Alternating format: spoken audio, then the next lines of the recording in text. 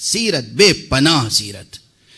پھر یاد رکھیے گا جب میں بے پناہ، نامتناہی، لامتناہی، لامحدود یہ کلمات استعمال کرتا ہوں تو سوچ سمجھ کے استعمال کرتا ہوں، اور فوراً یہ اعتراض نہ ہو کہ صاحب خدا اور بندے کے درمیان تو کوئی فرق ہی نہیں رہ گیا. ارے ہمارا خدا خدا ہے، بت نہیں ہے.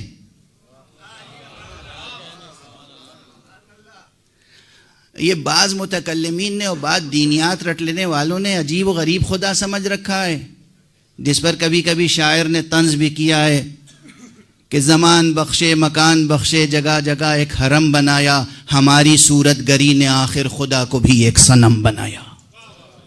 ایسا نہ کیجیے. خدا بہت عظیم ہے. ہمارا خدا وہ عظیم ہے جو نامتناہیاں تخلیق کرتا ہے.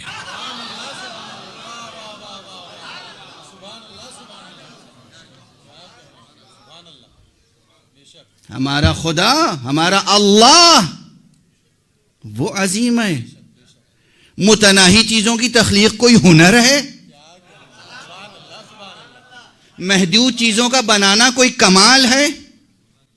زوال پذیر چیزوں کو تخلیق کر دینا کوئی ہنر ہے؟ ہمارا اللہ وہ ہے. اسی لیے اس نے خود کو کہا احسن الخالقین. تم جو بناتے ہو محدود ہے، میں جو بناتا ہوں نامحدود ہے. تم جو بناتے ہو وہ زائل ہو جانے والی چیز ہے، میں جو بناتا ہوں باقی رہنے والی چیز ہے. صلوات پڑھ دے محمد و آل محمد. ایک وہ گروہ ہے جو توحید کا سہارا لے کے اہل بیت کے فضائل کا انکار کرتا ہے. کچھ لوگ ہمارے یہاں پیدا ہو گئے ہیں توحید کا سہارا لے کر اہل بیت کے فضائل کا انکار. ابن الوقت صوفی ہوتا ہے، صاحب الوقت معصوم ہوتا ہے.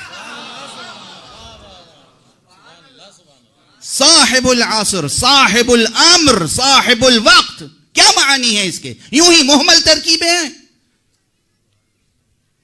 دل خوش کرنے کے لیے ہیں، سخن گسترانہ باتیں ہیں، شاعرانہ ترکیبیں ہیں. یہ